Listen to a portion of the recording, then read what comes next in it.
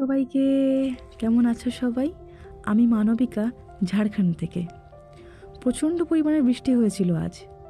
বৃষ্টিটা বন্ধ হওয়াতে একটু ঘুরতে বেরিয়েছিলাম আমি, সঙ্গে আমার আরও 2 বন্ধু। বৃষ্টি হওয়ার পর পুরো পরিবেশটা না আমার দেখতে প্রচণ্ড ভালো লাগে। দূরে যে পোলটা, আগে ওটা দিয়ে যাওয়া আসা হতো, এখন ভেঙে যাওয়ার কারণে বন্ধ। বৃষ্টিটা হওয়ার পরে দেখো পুরো নদীটা একদম ভরাট হয়ে গেছে। স্রোতও ছিল খুব। এটা না দামোদর নদীর একটা শাখা, কী যে নাম মনে আসছে না, মনে পড়লে অবশ্যই বলবো।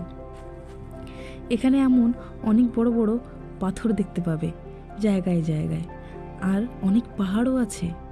পাহাড়ের উপর দিয়ে বড় বড় গাছ। আমার তো খুব ভালো লাগে এখানকার পরিবেশটা। আজ আমি এখানে প্রায় 13 বছর ধরে আছি। প্রথম প্রথম একটু মন খারাপ করতো, কিন্তু আস্তে আস্তে বন্ধুদের পেয়ে অনেক পরিচিত হয়ে পরিবারের মতন হয়ে উঠেছে এখানে। তার জন্য আর মন খারাপ করে না। নদীটা আজ বেজায় খুশি। এতটা জল হয়ে নিজের মন মতন আঁকাবাঁকা পথ ধরে বয়ে চলেছে। পাশ দিয়ে তার বড় বড় গাছ। প্রায় দিনে শুকনোই থাকে নদীটা। এই বর্ষার সময়টা এলেই এইভাবে ভরে ওঠে। আর অনেকে মাছও ধরে, প্রচুর মাছ আছে নদীটায়। আর এই যে গাছগুলো, শীতের সময় এই গাছগুলোতে এত সুন্দর ফুল ফোটে, হলুদ লাল, কি যে ফুল নামটা জানি না।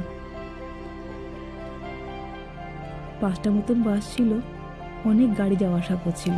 এটাই তো মেন রোড। এই যে পোলটার উপর দাঁড়িয়ে আছি আমরা, আর এই রাস্তাটাই সোজা চলে যাবে রামগড়। অনেকেই নামটা শুনলে পারে বুঝতে পারবে রামগড় কি চলে। এই যে আমার 2 বান্ধবী, সঙ্গে আমি।